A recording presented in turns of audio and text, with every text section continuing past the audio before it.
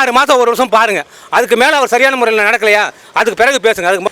அதை விட ஒரு ஆதார் கார்டு ஒரே ஒரு குவார்ட்டர் மட்டும் கொடுக்குற மாதிரி ஏற்பாடு பண்ணணும். யாருக்குமே 2, 3, 4, 10 எல்லாம் கிடைக்கூடாது. அப்போ கொடுத்ததானே எல்லாம் குடிச்சிட்டு ஒழுங்காக இல்லாமல் இருக்கிறாங்க. தண்டனை வந்து அவனும் எதிர்பார்க்கக்கூடாது, ஆண்டவனே எதிர்பார்க்கக்கூடாது. அந்த தண்டனையை அந்த மாதிரி தண்டனை கொடுக்கணும். ஏன்னா ஒவ்வொரு குழந்தைங்க எவ்வளோ வழிபடுதா.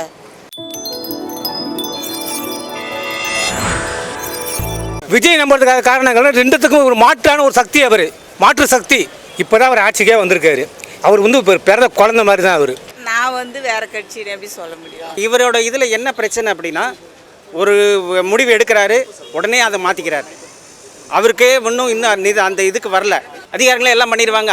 அப்படி நம்ம அதிகாரங்களை நம்ப முடியாது. அவங்கள நம்ம வடிக்க கொண்டு வரணும். நம்ம என்ன நினைக்கிறோமோ அதை நடத்தக்கூடிய திறமை அதுக்கு அவங்கள கொண்டு வரணும். அதுக்கான திறமை வேணும். அது அவர்கிட்ட இருக்குன்னு நம்புகிறேன். 15 நாளில் வச்சு நம்ம எதுவும் சொல்ல முடியாது. ஸோ இதுக்கு அத்ததும் பெஸ்ட்டாக பண்ணுவாருன்ட்டு எனக்கு நம்பிக்கை இருக்குது. நம்பிக்கை வந்து சொல்லப்போனால் ஸ்டார்டிங்லேருந்தே கிடையாது. நம்பிக்கை அவர் மேலே நம்பிக்கை வர்றதுக்கு என்ன இருக்குது? எங்கே எல்லாமே தான் நடந்துருக்குது. கொலை இது பாலியல் தொல்லை எல்லாமே தான் நடக்குது. அவர் வந்து சரி செய்கிறேன்னு சொல்லியிருக்கிறாரு. அது எப்படி பண்ணுவாரோ தெரியல. அது நேரிலலாம் இப்போ அறிக்கை விட்டுருக்காரு. 3 அதான் எஸ்பி வந்து இது பண்ணியிருக்காங்க. இதுக்கு மேலே நான் பண்ணோம். தண்டனை வந்து அவனும் எதிர்பார்க்கக்கூடாது, ஆண்டவனே எதிர்பார்க்கக்கூடாது. அந்த தண்டனையை அந்த மாதிரி தண்டனை கொடுக்கணும். ஏன்னா ஒவ்வொரு குழந்தைங்க எவ்வளோ வழிபடுதா. சின்ன குழந்தைங்க பெரியவங்களா இருக்குது வேறு வழி. சின்ன குழந்தைங்க வந்து எவ்வளோ வழிபடுதா. அதுக்கு மேலே அவனுக்கு கடவுளுக்கு கூட அந்த தண்டனை கொடுக்காத அளவுக்கு தண்டனை கொடுக்கணும். அந்த மாரி பண்ணுறவனுக்கு குழந்தை தான் அந்த சைடு 10 வயசு குழந்தை அது மாதிரி பண்ணுறாங்க. நெக்ஸ்ட்டு வேறு குழந்தை 5 வயசு குழந்தை பண்ண மாட்டாங்களா அவங்க? தம்பி எந்த ஆட்சினாலும் கொலை நடக்கும், கொள்ளை நடக்கும் தம்பி. எதிர்கட்சின்னு என்ன எதிரி கட்சிங்க அது எப்போயும் அதை குறை தான் சொல்லிட்டு இருப்பானுங்க. குறை சொல்கிறோம் குறை சொல்லி தான் இருப்பான். அந்த லஞ்சம் ஒழிப்பேன்னு சொன்னார் இல்லையா, அது அழகாக செயல்படுத்தினாருன்னா அவரே தொடர்ந்து வருவார். நீங்கள் முதல் கையெழுத்து அவர் என்ன பண்ணணும்னு நினைக்கிறீங்க? அவர் முதல் கையெழுத்து வந்து விவசாய கடன் தள்ளுபடி பண்ணியிருக்காரு.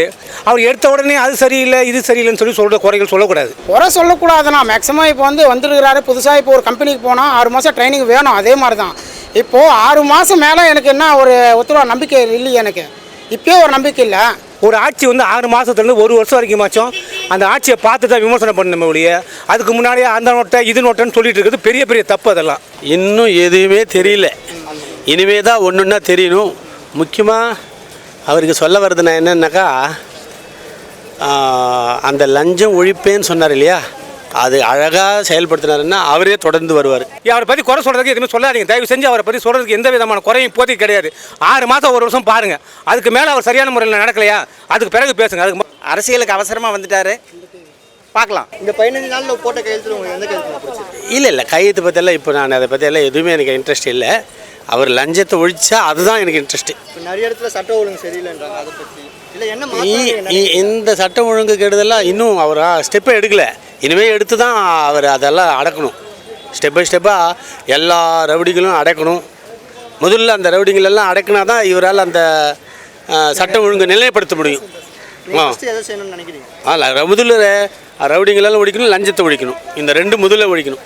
இப்போ இந்த டாஸ்மார்க்கில் 10 ரூபா கம்மியானது, அதை விட ஒரு ஆதார் கார்டு ஒரே ஒரு குவார்ட்டர் மட்டும் கொடுக்குற மாதிரி ஏற்பாடு பண்ணணும். யாருக்குமே 2, 3, 4, 10 எல்லாம் கிடைக்கூடாது. அப்போ கொடுத்ததானே எல்லாம் குடிச்சிட்டு ஒழுங்காக இல்லாமல் இருக்கிறாங்க. ஒரு ஆதார் கார்டுக்கு 1 கொடுக்கணும். அப்போ என்ன ஆகும், எல்லோரும் நிறைய கொடுக்க முடியாது. அப்போ நிறைய குடிக்கலைன்னா ஓரளவு கண்ட்ரோல் வந்துடும். போக போக திரும்பி குறைக்கலாம். இப்போ நிறைய இடத்துல கரண்ட் கட்டலாம் ஆகுது. அதை பற்றி அது இந்த காலத்தில் நிறைய மாமூலாக கட் ஆகும். அதை தொடர்ந்து இன்னும் முயற்சி பண்ணால் நல்லபடியாக பண்ணிவிடுவார். ஒன்றும் பயப்படுவார். நம்பிக்கை இருக்கா? நம்பிக்கை இருக்கு. மாற்றுவார். தம்பி இப்போ தான் அவர் ஆட்சிக்கே வந்திருக்காரு.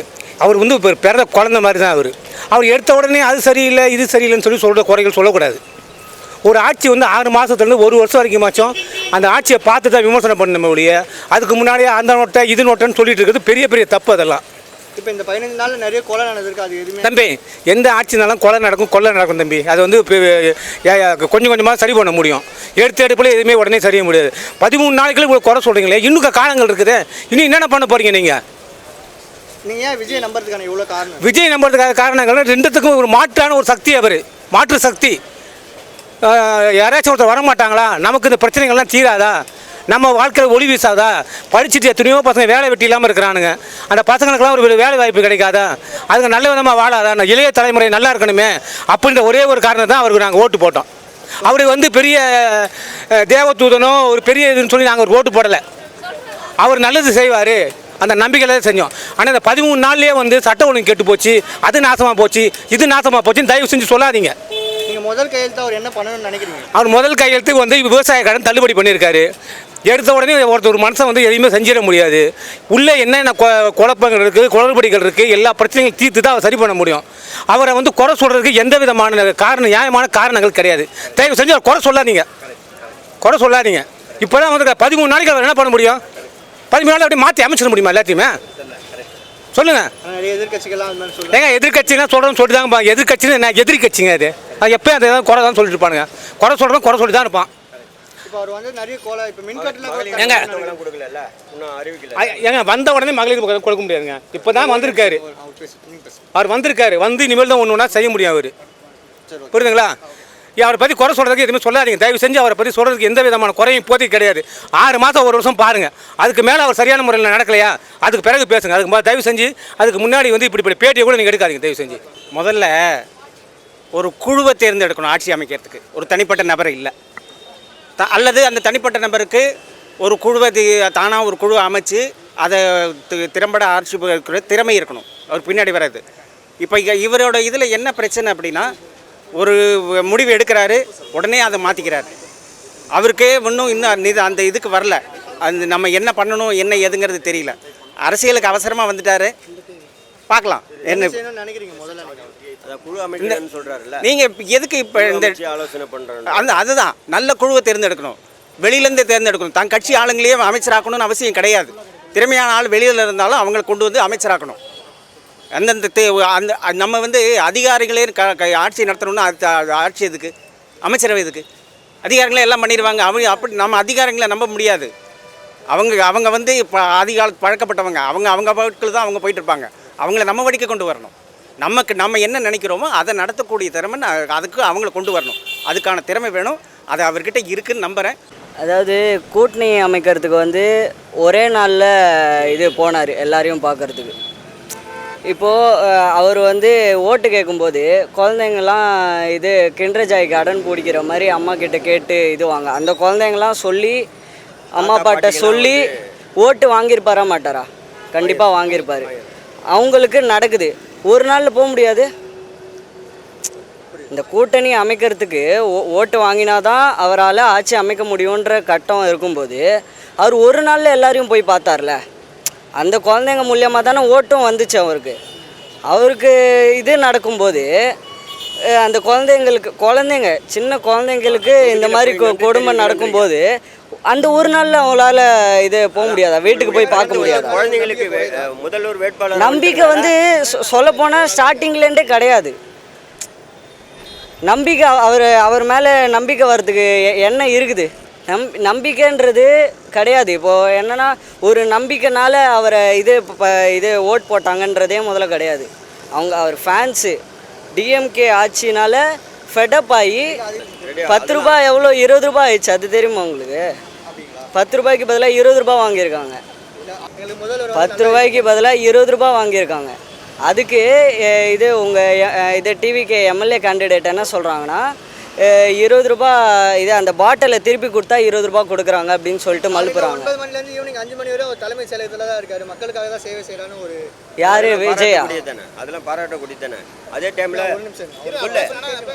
அது அந்த மாதிரி ஒரு நியூஸில் இது ப்ராப்பராக எதுவுமே நாங்கள் பார்க்கல. ஸ்டாப்லாம் வந்து கரெக்டாக 9 மணிக்கு வர சொல்கிறாங்கன்றாங்க. எல்லாம் கரெக்டாக வராங்க. 11:30 மணிக்கு வரவங்களாம் 9 வந்து நிற்கிறாங்க. நல்லாவே ஒரு மாற்றத்தை கொடுத்துருக்காரு. நிறைய பண்ணியிருக்காரு. இன்னமும் பண்ணுவாருன்னு நம்பிக்கை இருக்குது. இப்போ நிறைய இடத்துல மின்கட்டு அங்கங்கே தாண்டு கட் ஆகுது. அது எப்படி ஒரு 15 நாள்லேயே நீங்கள் எப்படி ஒரு இஷ்யூன்னு சொல்லுவீங்க? அது எல்லா ஆட்சிலையும் வரது தான். இஷ்யூ இருக்கும் தான். அது சரி பண்ணுவாங்க. 15 நாளில் வந்து எதுவும் டக்குன்னெலாம் பண்ணிட முடியும். இப்போ இந்த பெண்களுக்காக கூட ஓகேவா? பெண்களுக்கு நிறைய பிரச்சனை பெண்கள் ஓட்டு தானே அதிகம். அவங்க தானே போட்டிருக்காங்க. அவங்களுக்கு ஒரு பிரச்சனை நடக்கும்போது கூட அவர் போய் பார்க்க மாட்டேங்கிறாரு. எங்கே போய் பார்க்கணுன்றீங்க? கோயம்புத்தூரில் இப்போ ஒரு பாலியல் கொண்டு நடந்தது. அது நேர்லலாம் இப்போ அறிக்கை விட்டுருக்காரு. 3 அதான் எஸ்பி வந்து இது பண்ணியிருக்காங்க. இதுக்கு மேலே நான் பண்ணோம். விஜய் நீங்கள் நம்புறீங்க? விஜய் ஆட்சி நல்லாயிருக்கும்.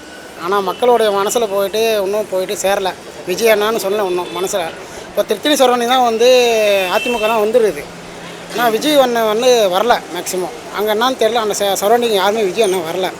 ஏன் கேட்டேன்னா எனக்கு விஜய் தான் பிடிக்காது, எனக்கு ரொம்ப விஜய் அண்ணன் தான் எனக்கு பிடிக்காதுன்னு சொல்கிறாங்க. ஏன்னா நான் கேட்டால் அவர் வந்து என்ன பண்ண போகிறாரு? இப்போது காலகாலமாக வந்து டிஎம்கே ஏடிஎம்கே இருக்குது, டிஎம்கே வருது. முதல் கையெழுத்து அவர் என்ன பண்ணணும்னு நினைக்கிறீங்க? எது மாற்றணும்னு நினைக்கிறீங்களா? இப்போது ஏழையாக தான் இருக்கான். இன்னும் கூட இந்த ஆட்சி வந்து ஏழையாக தான் இருக்கான். இப்போ கரண்ட் பில்லு தான் வந்து கட்ட முடியாமல் கட்டிகிட்டே இருக்காங்க. ஏழை வந்து கரண்ட் பில் எப்படி கட்டுவான்? ஒரு யூனிட் சொன்னீங்க, 2 யூனிட் சொன்னீங்க, இப்போ 200 யூனிட்டுக்கு மேலே போயிடுச்சுன்னா ஒரு அமௌண்ட்டு சொல்கிறீங்க. அந்த அமௌண்ட்டு தான் இப்போ எங்கே போகிறது? ஏழைக்கு எதனா ஒன்று பண்ணால் தானே அவங்களால முடியும். விஜய் மேலே உங்களுக்கு நம்பிக்கை இருக்கா? விஜய் மேலே 100% எனக்கு 98% எனக்கு நம்பிக்கை இல்லை. இப்போ டிஎம்கே ஆட்சியில் கரண்ட் பில்லு எக்ஸ்ட்ரா தான் பண்ணாங்க. இப்போவும் டிவிக்கே வந்து டிவிக்கே கரண்ட் பில் எக்ஸ்ட்ரா தான் பண்ணுறீங்க.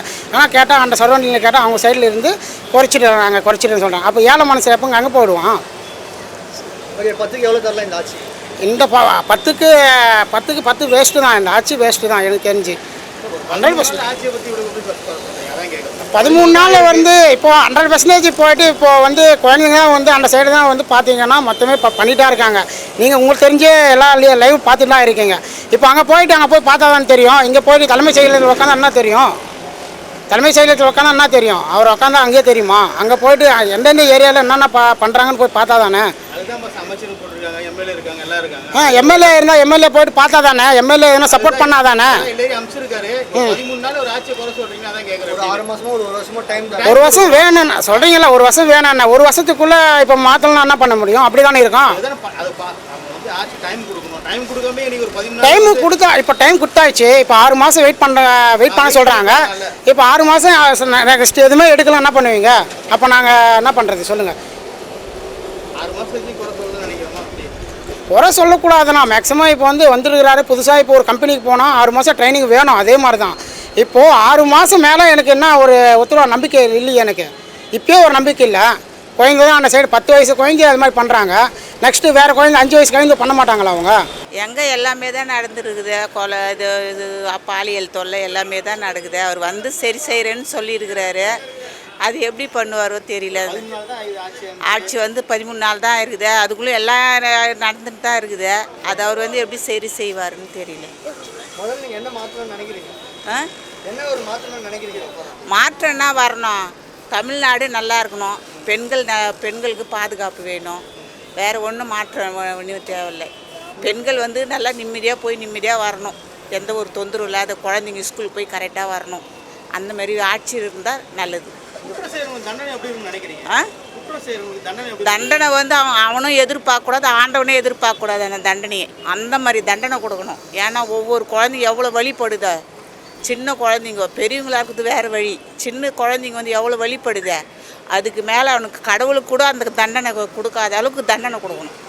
அந்த மாரி பண்ணுறவனுங்களுக்கு